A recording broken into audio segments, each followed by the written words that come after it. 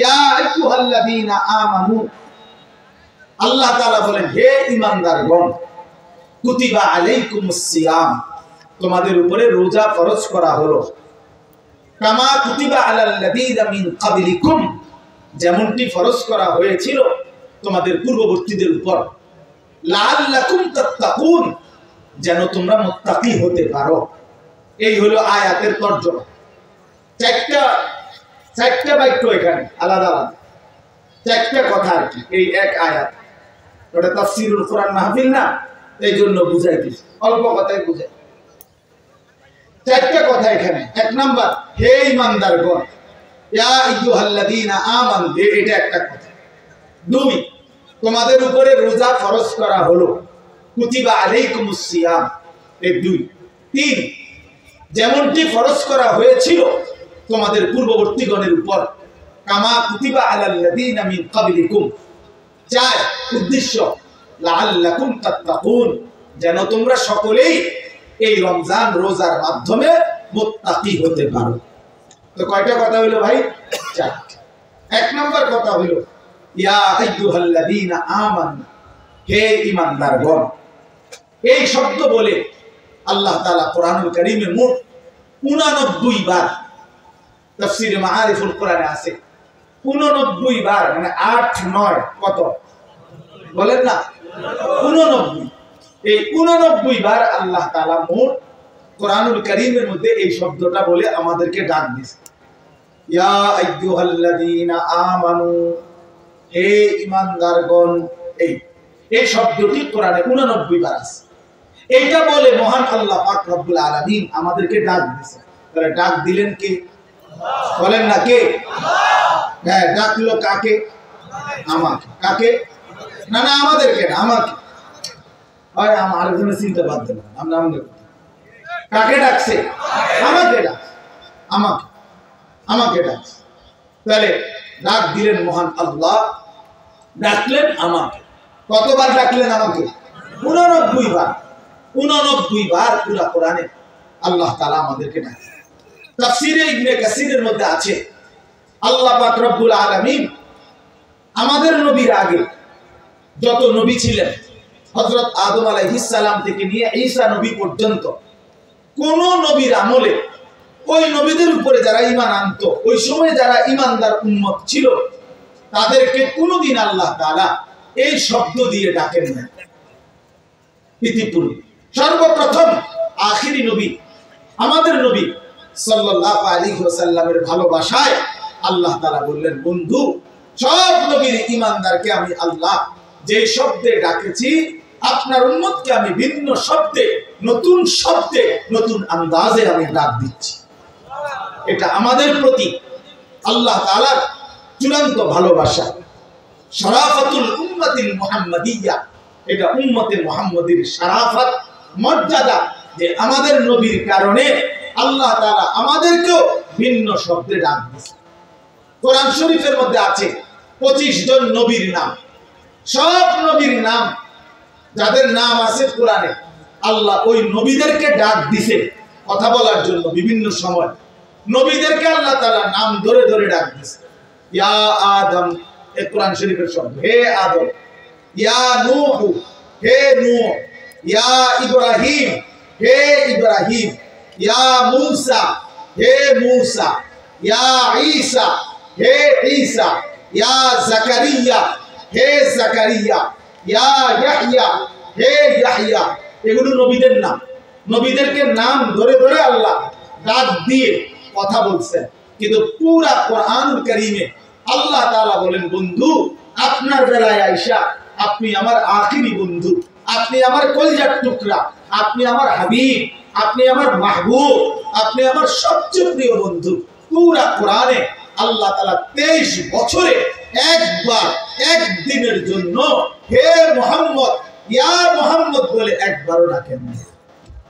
পুরা কোরআনে নাই। নবীজির নাম আছে কিন্তু ডাক নাই। নবীজিকে হে মুহাম্মদ বলে নাম ধরে আল্লাহ কখনো ডাকেন না। ডাকছেন ভিন্ন শব্দ, ইয়া আইয়ুহান নবী, হে নবী আমার। ইয়া আইয়ুহার রাসূল, হে রাসূল আমার। ইয়া আইয়ুহাল মুজাম্মিল, হে কম্বল পরা বন্ধু আমার। ইয়া আইয়ুহাল মুদাসসির, হে চাদর আবৃত নবী আমার।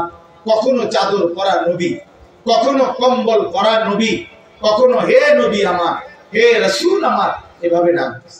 তাহলে যেভাবে আল্লাহ তাআলা আমাদের নবীকে রাখছেন ভিন্ন ভাবে, আমাদের নবীর ঈমানদার উম্মত হিসেবে আমাদেরকে ডাকছেন ভিন্ন ভাবে।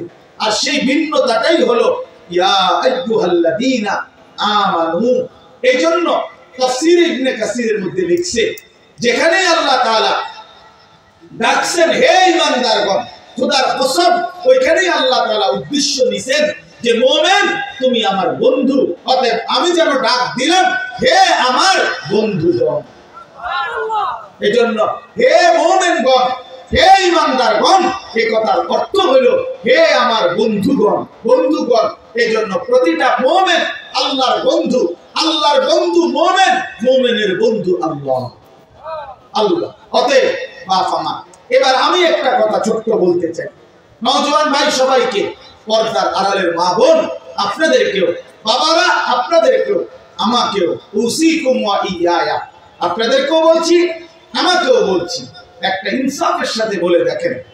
শব্দটা বলে নতুন ভাবে আল্লাহ আমাদেরকে ভালোবাসা দিয়ে ভিন্ন শব্দে ডাকছেন, আমাদের নবীর ভালোবাসা দিয়ে ডাকছেন 89 বার আল্লাহ কোরআনে 23 বছরে আমাদেরকে দেখেছেন হে ঈমানদার বলে বলে আমাদেরকে আল্লাহর হুকুম মানতে বলছেন।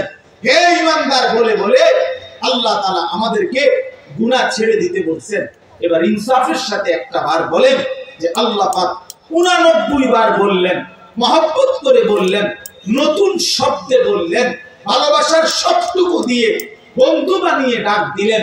এরপরেও যেই বান্দা সেই রবের ঈমানদার পরিচয় দিয়েও যে তার রবের ডাকে সাড়া দেয় না, তো তাকে আর কতবার ডাকলে, আর কতবার বললে, আর কেমনে বললে তুমি বান্দা, তুমি বান্দা, আল্লাহর ডাকে ঈমান আনতা, বিশ্বাস করতা, মেনে নিতা। এবার তুমি বল।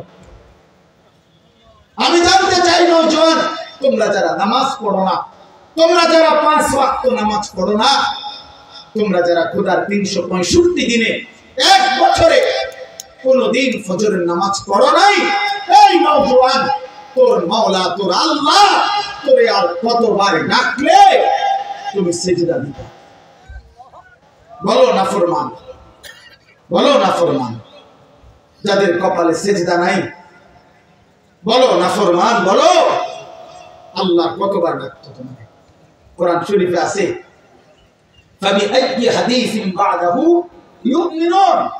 আল্লাহ তাআলা বলেন সূরা মুরসালাতের মধ্যে, আল্লাহ বলেন ফাবিআইয়ি হাদিসিন বাদাহু ইউমিনুন। এই বান্দা, আমি 23টা বছর কোরআন নাযিল করেছি, 30 পারা কোরআন নাযিল করেছি। এই কোরআনের পৃষ্ঠাগুলো, পাতাগুলো, আয়াতগুলো নাযিল করতে করতে আমি আমার বন্ধুর রক্ত মাখা শরীর, তায়েফের রক্তাক্ত শরীর আমি সরিয়ে নিয়েছি। আমার বন্ধু যখন রক্ত ঝরা শরীর, আমি তো তখন ছিলাম, আমারও তো কলিজায় ব্যথা লাগছিল। আমার বন্ধু তায়েফের রক্তে যখন ভেসেছে, কিন্তু আমি তো মেনে নিয়েছি। উহুদের দান দান শহীদ করা রক্ত বন্ধুর মেনে নিয়েছি। পেটে আমার বন্ধু 2টা ক্ষুধার কষ্টে পাথর ভাঙছে, আমি সেই পাথর বাঁধা ক্ষুধার কষ্ট মেনে নিয়েছি। বিনিময়ে আমি এই কোরআন নাযিল করলাম 23 বছর, 30 পারা কোরআন নাযিল করলাম। সর্বশ্রেষ্ঠ ফেরেশতা জিবরাইলকে দিয়ে নাযিল করাইলাম, সর্বশ্রেষ্ঠ রাসূল নবী মুহাম্মদের কাছে পাঠাইলাম। অতএব বান্দা বলো, এরপরে আমি আর কি বললে, কেমনে বললে, আর কতবার বললে তুমি আমার কথা মেনে নিতা? বলো না ফরমান, বলো।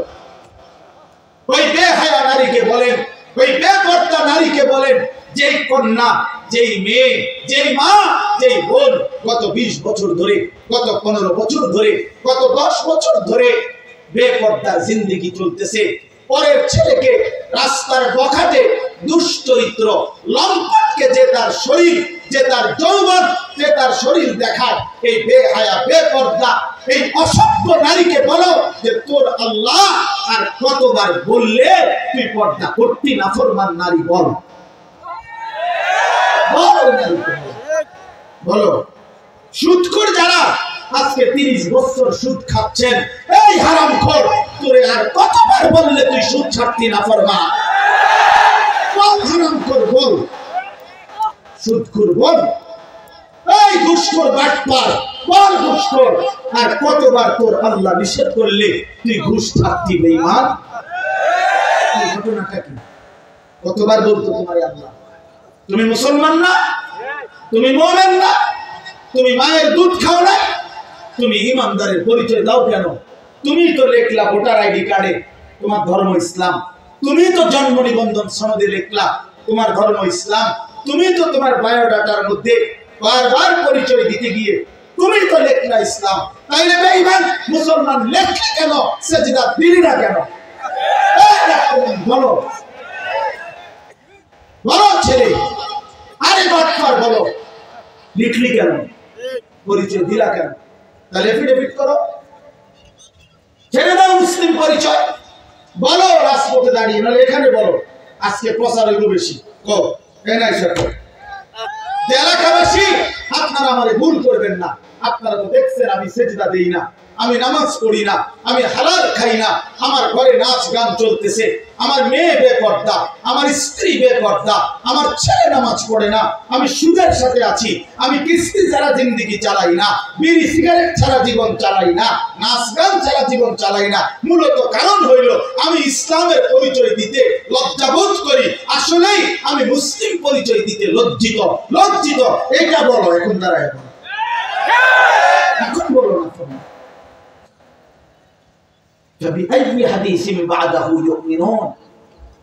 আল্লাহ জিজ্ঞেস করছে, বান্দা বলো আর কেমনে বললে তুমি মেনে নিতা? নবী জিজ্ঞেস করবে, দোস্ত আমি বন্ধু ফেরিওয়ালা, খুব সুন্দর নিয়ম মাফিক ওয়াজ করতে আমি জানি না, খুব ডিজাইনেবল কথা আমি বলতে পারি না বন্ধু, কিন্তু আমি আমার কলিজার সবটুকু আবেগ দিয়ে বললাম, ভালোবাসার সবটুকু দিয়ে জানতে চাইলাম।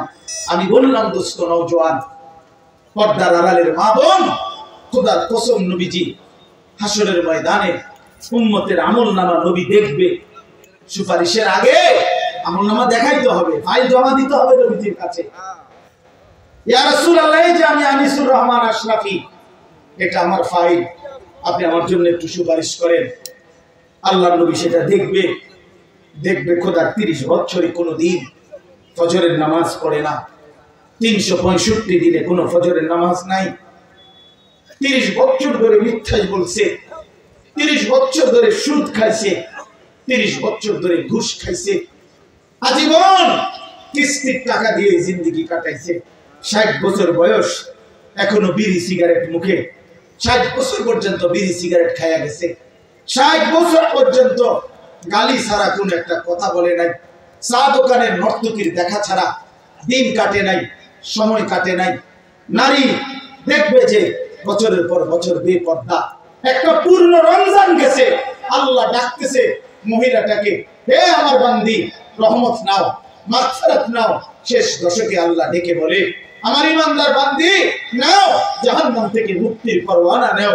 আর ওই নাফরমান নারী, ওই বেহায়া নারী বলে, এই মাওলা তোমার জান্নাত আমার লাগবে না, তোমার নাজাত আমার লাগবে না, তোমার এটি তুমি রাখো, আমি জুতা কিনতে যাইতে আছি, আমি মার্কেটে যাই জুতা কিনতে, মনে রাখিস তোরে জুতা দিয়া পিটবে, জুতা দিয়া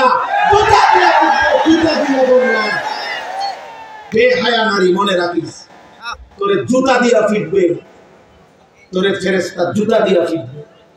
কার আহ্বান প্রত্যাখ্যান করবে? রমজানের শেষ 10 দিন জুতা কেনার জন্য আল্লাহ দিছিল?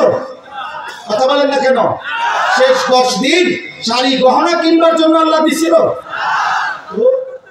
আল্লাহ তো ডাকলো মাগফিরাত নাও, আল্লাহ তো ডাকলো রহমত নাও, আল্লাহ তো ডাকলো নাজাত নাও। তুমি কও না আমার এটি লাগবে না, আমার জুতা, আমার দরকার জুতা, আমার দরকার শাড়ি, আমার দরকার ফেয়ার এন্ড লাভলি, আমার দরকার গহনা, আমি রাস্তার পুরুষ দেখাবো, আমি বখাটেরা রেডি হয়ে আছে আমার রূপ দেখার জন্য, যৌবন দেখার জন্য। এই জন্য সভ্য মেয়ে নিজের শরীর প্রদর্শন করার জন্য সে নানা রঙের বাহারি সাজে সাজে। আরে নারী, ওই মেয়ে, কন্যা বোন, তুমি যদি বুঝতা যারা তোমারে দেখে তারা তোমারে উপভোগের কল্পনা ছাড়া, তারা জিনা ব্যভিচারের কল্পনা ছাড়া আর কিছু তাদের দিলে তোমার প্রতি জাগে না। এই ছাড়ার কিছু নাই, এই ছাড়ার কিছু নাই। দুশ্চরিত্র যুবক তোমাকে নিয়ে উত্তম কোন কল্পনা করে না, উত্তম কোন কল্পনা করে না। অতএব দয়া করে বন্ধু বলেন, নবীজি যখন দেখবে নামাজ নাই, রোজা নাই, জিকির নাই, তিলাওয়াত নাই, ফজরের নামাজ নাই, হালাল উপার্জনের কোনো খবর নাই, ঘরে টেলিভিশন, নাচ গান চলছে তো চলছে, চলছে তো চলছে, আল্লাহর কসম বন্ধু, নবীজি সাল্লাল্লাহু আলাইহি সাল্লাম চোখের পানি ফেলে দিবে আর হাসরের ময়দানে উম্মতকে বলবে, উম্মত, আমি সেই নবী, 23 বছরে যে নবী তোমাদের জন্য সারা রাতও আমি এশার নামাজের পরে দাঁড়িয়ে ফজরের আজান পর্যন্ত আমি চোখের পানি ফেলে তোমাদের জন্য আমি আল্লাহর কাছে মাগফিরাতের দোয়া করছিলাম। আমি সারা রাত কাঁদছি উম্মত, আমি পেটে 2টা পাথর বাঁধছি ক্ষুধার কষ্টে, আমি তায়েফের রক্তে আমার শরীর এই পরিমাণ রক্ত ঝরছে, আমার পায়ের জুতা পায়ের তালুর সাথে জমাট বাইধা, আমার জুতা খুলতে পারছিলাম না। আমি উহুদের দান দান করা শহীদ হয়ে রক্ত ঝরিয়ে উহুদের ময়দানে পড়েছিলাম, বিনিময়ে এই আমলনামা, আমার 23 বছরের মেহনতের এই বিনিময়। উম্মত, আমি এই জন্য রক্ত ঝরাইলাম। বলো না বাপ, এই বাপ বলো, কি বলবা তুমি তখন? নবী যখন বলবে, উম্মত, কেমনে পারলা তুমি আমার 23 বছরের চোখের পানিকে এভাবে ফিরাই দিলা, আমার তায়েফের রক্ত এভাবে ফিরাই দিলা, আমার পেটে পাথর বাঁধা ক্ষুধার কষ্ট এভাবে ভুলে গেলাম, এটা কি আমলনামা নিয়ে আসছো? আরে মিয়া, কোনো বাবা যদি তার গ্রামের জায়গা জমি ভিটা মাটি বেচা 6 বছর লাগাইয়া ছেলেটারে যদি ইউনিভার্সিটিতে পড়ায়, এই ছেলেটার ইউনিভার্সিটির খরচ দিতে গিয়ে বাবা জমিটা বিক্রি করে ফেলছে, ভিটাটা বিক্রি করে ফেলছে, 3 বেলা না খাইয়া 10 বেলা না খাইয়া বুকে বাইদা সন্তানদের টাকাগুলো দিছে। 6 বছর পরে যদি রেজাল্ট আসে ছেলেটা ফেল, ফলাফল যদি আসে ফেল করছে, এই বাপ কি পরিমাণ কাঁদবে বলো ভাইয়া? এই বাপ কি পরিমাণ কাঁদবে? সে চিৎকার করে গড়াগড়ি খাইয়া বলবে, আমার সন্তান, তুই জানোস না তোর এক একটা টাকার জন্য আমার কি পরিমাণ ঘাম ঝরাইতে হয়েছে মাঠে, আমি ভিটা বেচা ফেলছি, আমি গরু বেচা ফেলছি, আমি সব বিক্রি করে আমি তোরে এতগুলো টাকা জমাইয়া তোরে দিলাম, বিনিময়ে এই ফলাফল। কাঁদবে কিনা বলেন? তো নবী বলবে না, এটা উম্মত, আমি 23টা বছরের চোখের পানির বিনিময়ে এই, আমার তায়েফের রক্তের বিনিময়ে এই। হ্যাঁ বলো ভাইয়া, বলো, বলেন বাপ, যারা 60 বছর বয়স হয়েছে এখনো বিড়ি সিগারেট ছাড়তে পারলেন না, কখন ছাড়বেন? যাদের বয়স হয়ে গেছে 60 বছর এখনো গালিগালাজ ছাড়া কথা বলতে পারেন না, কখন ছাড়বেন? এখনো সময় হয় না? মরতেন না? কবরে যাইতেন না? আলা ইয়াযুন্নু উলাইকা আন্নাহুম মাবউসুন। আল্লাহ কোরআনে বলছে, আলা ইয়াযুন্নু উলাইকা আন্নাহুম মাবউসুন। এই নাফরমান, এমন করছো কেন বান্দা? তুমি কি হাসরের ময়দানে উঠবা না? আল্লাহ জিজ্ঞেস করছে, আল্লাহ নিজে বলছে বন্ধু। আরে বান্দা, এরকম করছ কা? এত মিথ্যা, এত চুরি, এত ডাকাতি, এত জিনা, এত ব্যভিচার, এত মদ, এত জুয়া, এত নারী, এত ছবি, এত উলঙ্গ দৃশ্য দেখছস কেন বান্দা? তুই কি হাসরের ময়দানে উঠবি না বান্দা? তুই কেমনে আমারে দেখাইবি? তুই আমি আল্লাহর সামনে কেমনে দাঁড়াইবি বান্দা? ফাকাইফা তাত্তাকুনা ইন কাফারতুম ইয়াওমান ইয়াজালুল বিলদানা শিবা। রব্বে কারীম আল্লাহ বলে, বান্দা, দিবানিশি যে আমি আল্লাহর নাফরমানি করছো বান্দা, আল্লাহ বলে, বান্দা, আমি জানতে চাই বান্দা, এই যে দিবানিশি নাফরমানি করছো, ওই হাসরের দিন তুমি কেমনে বাঁচবা বান্দা? এই হাসরের দিন জানো নাকি বান্দা, একদিনেই তো দুঃখ কষ্ট যন্ত্রণা আর আযাবে। হাসরের একদিনেই কোলের বাচ্চা বুড়া হয়ে যাবে, বুড়া হয়ে যাবে। ফাকাইফা তাত্তাকুনা ইন কাফারতুম ইয়াওমান ইয়াজালুল বিলদানা শিবা। একদিনেই কোলের বাচ্চা বুড়া হয়ে যাবে। মানুষ বলে না যে এই একটা 15 দিনের এই যন্ত্রণায় আমার চুলটা পাইকা গেছে, বলে কিনা বলে? এই 3 মাসের বেদনায় আমার চুল পাইকা গেছে। রব্বে কারীম বলে আখিরাতের একদিনের যন্ত্রণায় কোলের বাচ্চা বুড়া হয়ে যাবে। অতএব বন্ধু আমার, আমি এক শব্দ মনে করাইলাম, একটা শব্দই মনে করাইলাম, ইয়া আইয়ুহাল্লাযীনা আমানু, হে ঈমানদার, হে ঈমানদার। এটা আল্লাহ তাআলার বহুতই মহব্বতের শব্দ, বহুতই মহব্বতের শব্দ।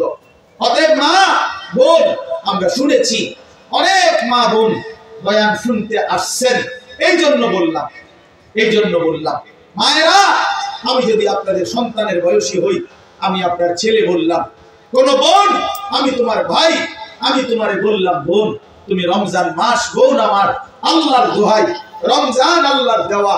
রমজানে আল্লাহ বলছে বান্দা এটা আমি আমার সিজন, আল্লাহরও সিজন। এটা কিসের সিজন? আল্লাহ বলে বান্দা এই মাসে না আমি আমার বেশি বান্দারে জাহান্নাম থেকে মুক্তি দেব, এই মাসে আমি জান্নাতি দেব আমার কোটি কোটি বান্দাকে। এজন্য এই মাসটাকে আমি আলাদাভাবে ইবাদত দিয়ে সাজাইছি। সিজনে ব্যবসায়ী অতিরিক্ত মাল উঠায়, অতিরিক্ত মাল উঠায়। কাপড় ব্যবসায়ী এখন আরো 40 লাখ টাকার মাল উঠাইছে, কারণ তার এখন সিজন।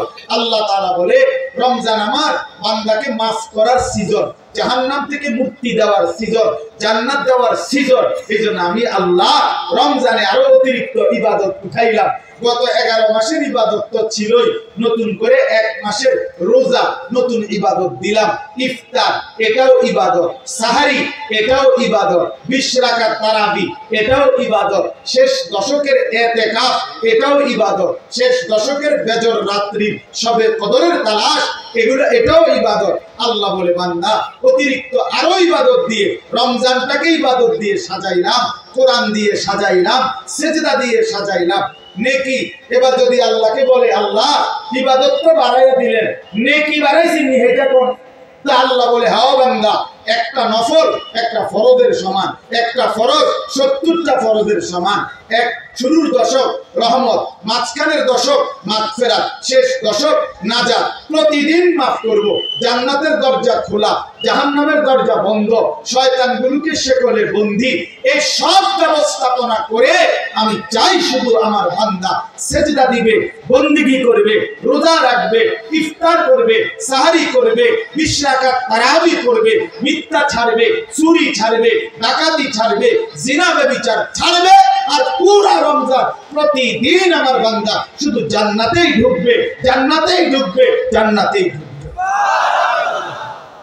লাআল্লাকুম তাত্তাকুন। এজন্য আল্লাহ বলছে আমি 1 মাসে কুতিবা আলাইকুমুস সিয়াম কামা কুতিবা আলাল্লাযীনা মিন ক্বাবলিকুম, আমি আল্লাহ পূর্ববর্তী ইমানদার উম্মতের মতো তোমাদের উপরে রোজা ফরজ করলাম, কষ্ট দেওয়ার জন্য না, ভোকে কষ্ট দেওয়া তোমাদেরকে নয়, বরং আমি আল্লাহ লাআল্লাকুম তাত্তাকুন, মুত্তাকি বানানোর জন্য। মুত্তাকি মানেই জান্নাতি, জান্নাতি মানেই মুত্তাকি। অতএব 1 রমজানে আল্লাহ আমাদেরকে জান্নাতি বানাবেন, এই আশায় আল্লাহ আমাদের উপরে রমজান রোজা ফরজ করেছেন। অতএব শেষ কথা আমার, বলেন যে ইনশাআল্লাহ আমরা রমজানকে কদর করব। বলেন ইনশাআল্লাহ, বলেন ইনশাআল্লাহ। রমজানকে কদর করেন, রমজানকে কদর করেন। আমার বাপ হাসলেও মরে যাবেন, কাঁদলেও মরে যাবেন, সুখে থাকলেও মরে যাবেন, দুঃখে থাকলেও মরে যাবেন, রাজপ্রাসাদের অট্টালিকায়ও মরে যাবেন, জীর্ণ কুঠির কুড়ে ঘরেও মরে যাবেন। বন্ধু কাজে আখিরাত ভুইলেন না, কবর ভুইলেন না। চলেন সিদ্ধান্ত নিয়ে গুনাহ ছেড়ে দিয়ে আল্লাহর ইবাদতে ডুবে আজকের শবে বরাত রাত্রিতেও আল্লাহর কাছে দোয়া করেন, কান্নাকাটি করেন, দোয়া মাফ চান, আর বলেন মাওলা রমজান পর্যন্ত হায়াত দেন, রমজানের রহমত মাগফিরাত আর নাজাত দিয়ে আমার গুনাহ মাফ করে আমার জান্নাতের সার্টিফিকেট দিয়ে দেন। আল্লাহ চাইলে দিবে, আল্লাহ চাইলে দিবে কিনা? এই জন্য আমরা ইনশাআল্লাহ রমজানকে কদর করব। আল্লাহ তাআলা তৌফিক দান করেন। আজকের এই বরকতময় মাহফিলে আল্লাহ তাআলা ভরপুর বরকত দান করেন। আগামী দিনেও এই মাহফিলকে আল্লাহ তাআলা কায়েম দায়েম করে দেন। আমিন। সুবহানাল্লাহি ওয়া বিহামদিহি।